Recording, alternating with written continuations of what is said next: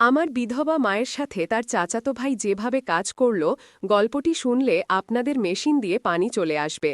আমার নাম কিরণ। আমার বয়স ৩৮ বছর। আমি বিবাহিত এবং মধ্যপ্রদেশের একটি ছোট শহরে থাকি।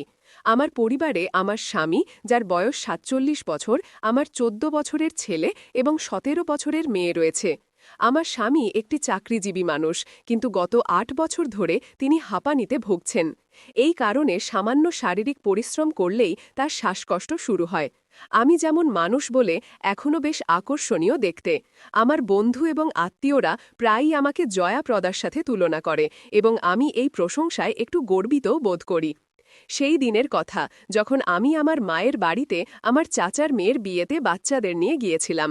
আমার মায়ের বাড়ি সবসময় আমার প্রিয় ছিল। বিয়ের প্রস্তুতিতে বাড়িতে প্রচুর হুল্লোড় ছিল, অতিথিদের ভিড় ছিল এবং বাড়ির প্রতিটি কোণ গুঞ্জরিত ছিল।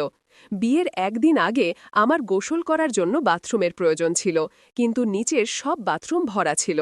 বাধ্য হয়ে আমাকে ছাদে তৈরি বাথরুমে যেতে হয়েছিল। সেখানে পৌঁছে আমি দেখলাম বাথরুমের দরজা ভিতর থেকে বন্ধ।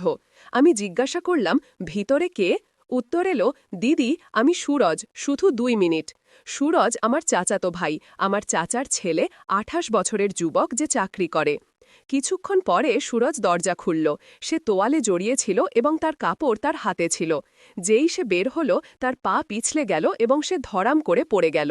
পড়ার সাথে সাথে তার তোয়ালে উপরে উঠে গেল। আমি এক মুহূর্তের জন্য এমন কিছু দেখে ফেললাম যা আমার মাথায় আটকে গেল। আমি দ্রুত গোসল করার জন্য বাথরুমে ঢুকে গেলাম, কিন্তু আমার মন অস্থির ছিল। গোসল করে বের হয়ে আমি সুরজকে নিচে দেখলাম।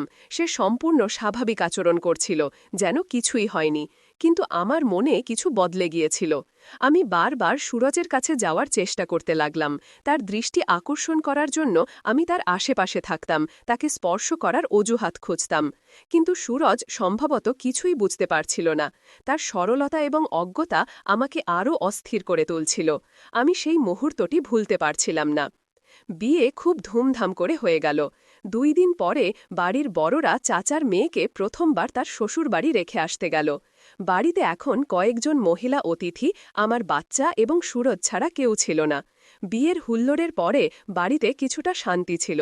সন্ধ্যা ৮টা বাজে, সবাই খাবার খেয়ে ফেলেছে। আমার মেয়ে এবং বাকি মহিলারা একটি ঘরে ঘুমানোর প্রস্তুতি নিচ্ছিল। আমাকে এবং আমার মেয়েকেও সেই ঘরেই ঘুমাতে হবে। আমার ছেলে অন্য ঘরে খাটে শুয়ে টিভি দেখছিল, সে সেখানেই ঘুমায়। সুরজ খাবার খেয়ে বাইরে ঘুরতে গিয়েছিল। আমি আমার ছেলের কাছে গেলাম এবং তার বিছানায় অর্ধশায়িত হয়ে টিভি দেখতে লাগলাম। রাত ৯টায় সুরজ ফিরে এলো। আমাকে দেখে সে হাসল এবং বলল, কি দেখছো দিদি? আমি বললাম, গল্প ঘর ঘরের, আই তুইও দেখে নে। সে বলল, ঠিক আছে দিদি, আমি এখনই আসছি, এবং তার কাপড় বদলাতে তার ঘরে চলে গেল। কিছুক্ষণ পরে সে ফিরে এলো এবং আমার ছেলের পাশে শুয়ে টিভি দেখতে লাগল। আমার হৃদয়ের গতি বেড়ে গেল। সুরজের কাছে থাকায় আমার মনে একটি অদ্ভুত অস্থিরতা শুরু হয়েছিল। রাত ১০টা বাজে। আমার ছেলে বলল, মাম্মি, এই লাইট বন্ধ করে দাও, আমার ঘুম পাচ্ছে। তোমার এই শ্বাস বউয়ের ড্রামা অনেকক্ষণ চলবে। আমি জানি তুমি পুরো দেখে তবে ঘুমাবে। এটা শুনে আমার হাসি পেল এবং সুরজও হাসতে লাগল। সে বলল, হ্যাঁ দিদি, লাইট বন্ধ করে দাও, আমার চোখও ভারী হয়ে আসছে, আমি শীঘ্রই ঘুমিয়ে পড়ব। আমি বললাম, ঠিক আছে, এবং উঠে লাইট বন্ধ করে দিলাম। তারপর সেই বিছানায় আমার ছেলের পাশে শুয়ে টিভি দেখতে লাগলাম। এখন দেয়ালের দিকে সুরজ ছিল, তারপর আমার ছেলে এবং তারপর আমি। কিছুক্ষণ পরে আমার ছেলে ঘুমিয়ে পড়ল। কিছুক্ষণ পরে সুরজের চোখও বন্ধ হয়ে গেল। আমি ইচ্ছাকৃতভাবে তাকে তার ঘুম থেকে জাগাইনি। টিভির আওয়াজ আমি একদম কমিয়ে দিলাম। কিছুক্ষণ আর অপেক্ষা করার পরে আমি চুপি চুপি উঠে পাশের ঘরে গিয়ে দেখলাম আমার মেয়ে এবং বাকি অতিথিরা গভীর ঘুমে ছিল। আমি ফিরে এলাম, নাইট বাল্ব জ্বালালাম, টিভি বন্ধ করলাম এবং আমার ছেলের পাশে শুয়ে পড়লাম।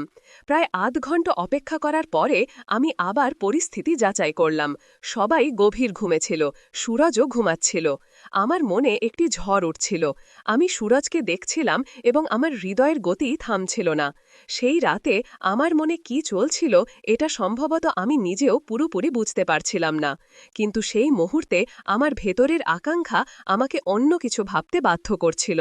সেই রাতে যখন ঘরে নিস্তব্ধতা ছড়িয়ে পড়েছিল এবং নাইট বাল্বের মৃদু আলো ঘরকে এক রহস্যময় পরিবেশ দিচ্ছিল, আমার মন অস্বাভাবিকভাবে অস্থির হয়ে উঠছিল। সুরজ গভীর ঘুমেছিল, তার শ্বাস প্রশ্বাস সমানভাবে চলছিল। আমার ছেলেও পাশে ঘুমাচ্ছিল এবং পাশের ঘরে আমার মেয়ে ও অন্যান্য অতিথিরাও ঘুমের কোলে ছিল।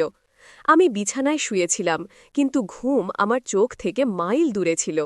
সুরজের মুখ, তার সেই নির্দোষতা এবং সেই অজানা মুহূর্ত যা আমি বাথরুমের বাইরে দেখেছিলাম, তা আমার মাথায় বারবার ঘুরছিল।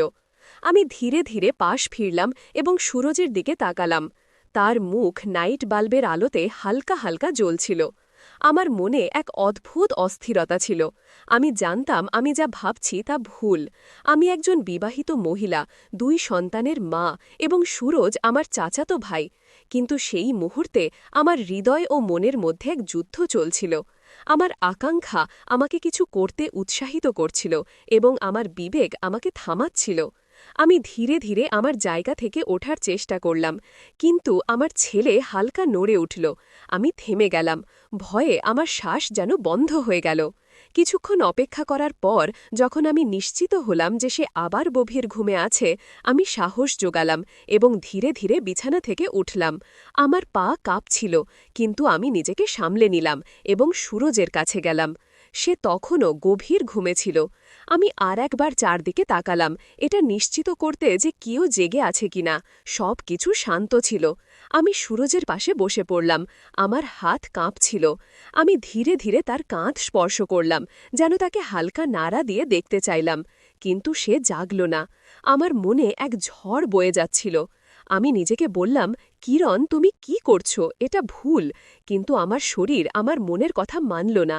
আমি ধীরে ধীরে তার হাত ধরলাম। তার হাত গরম ছিল এবং আমার স্পর্শে সে হালকা নড়ে উঠল। তার চোখ খুলে গেল এবং সে কিছুটা চমকে উঠল। দিদি, সে ঘুমন্ত কণ্ঠে বলল। শশ, কিছু বলো না, আমি ফিসফিস করে বললাম। আমার কণ্ঠে এক অদ্ভুত আকর্ষণ ছিল, যা সম্ভবত আমি নিজেও জানতাম না কোথা থেকে এসেছে। সুরজ চোখ রগড়াতে রগড়াতে আমার দিকে তাকাল। কি হয়েছে দিদি, সব ঠিক আছে? সে জিজ্ঞাসা করল। তার কণ্ঠে নির্দোষতা ছিল। আমি কিছুক্ষণ চুপ করে রইলাম। আমার মনে শত শত কথা একসাথে ঘুরছিল। আমি বললাম, হ্যাঁ, সব ঠিক আছে, শুধু ঘুম আসছিল না। সে হালকা হাসল এবং বলল, আমরা টিভি চালু করি নাকি, বাইরে যাই, একটু হাঁটাহাঁটি করি। তার সরলতা আমার হৃদয় আরও গলিয়ে দিচ্ছিল। না, শুধু এখানে বসে থাকি, আমি বললাম এবং তার হাত আরও শক্ত করে ধরলাম। আমি জানতাম না আমি কি চাইছিলাম, কিন্তু সেই মুহূর্তে আমি শুধু সুরজের কাছাকাছি থাকতে চেয়েছিলাম। সে কিছুটা অস্বস্তি বোধ করছিল, কিন্তু কিছু বলল না। সম্ভবত সে বুঝতে পারছিল না আমি কি চাইছিলাম। আমি ধীরে ধীরে তার মুখ আমার দিকে ঘোরালাম এবং তার চোখের দিকে তাকালাম। তার চোখে একটি প্রশ্ন ছিল, কিন্তু সে চুপ রইল। আমার হৃদয় এত দ্রুত স্পন্দিত হচ্ছিল যে আমার মনে হচ্ছিল সে তা শুনতে পাবে। সুরজ, আমি মৃদু কণ্ঠে বললাম, তুমি খুব ভালো। সে হালকা হাসল এবং বলল, দিদি, আপনিও তো ভালো, কিন্তু এত রাতে এসব কথা কেন? আমি উত্তর দিলাম না। আমার কাছে কোনো উত্তর ছিলও না। আমি শুধু তার হাত আরও শক্ত করে ধরলাম এবং ধীরে ধীরে তার দিকে এগিয়ে গেলাম। সে আর একবার আমার দিকে তাকাল। এবার তার চোখে কিছুটা ভয় এবং কিছুটা বিস্ময় ছিল। দিদি, এটা এটা ঠিক নয়, সে ধীরে বলল এবং তার হাত ছাড়ানোর চেষ্টা করল। তার শব্দগুলি আমার জন্য এক ধাক্কার মতো ছিল। আমি একদম থেমে গেলাম। আমার মুখে লজ্জা ও ভয় দুটোই ফুটে উঠল। আমি তাড়াতাড়ি তার হাত ছেড়ে দিলাম এবং পিছিয়ে গেলাম। মাফ করো সুরজ, আমি তাড়াহুড়ো করে বললাম। আমি জানি না আমি কি করছিলাম। সুরজ কিছু বলল না। সে শুধু চুপচাপ উঠে গেল এবং তার ঘরের দিকে চলে গেল। আমি সেই বিছানায় বসে রইলাম। আমার চোখের জল থামছিল না। আমি নিজেকে গালি দিতে শুরু করলাম। কিরণ, তুমি কি করেছ? তুমি সব কিছু ঝুঁকিতে ফেলেছ। সেই রাতে আমি ঘুমাতে পারিনি। সকাল হওয়া পর্যন্ত আমি আমার চিন্তায় ডুবেছিলাম। পরের দিন সুরজ আমার সাথে স্বাভাবিকভাবে কথা বলল, যেন কিছুই হয়নি। কিন্তু আমার মনে এক গভীর বোঝা ছিল। আমি জানতাম আমি একটি ভুল করেছি এবং এখন আমাকে তার বোঝা সারা জীবন বহন করতে হবে।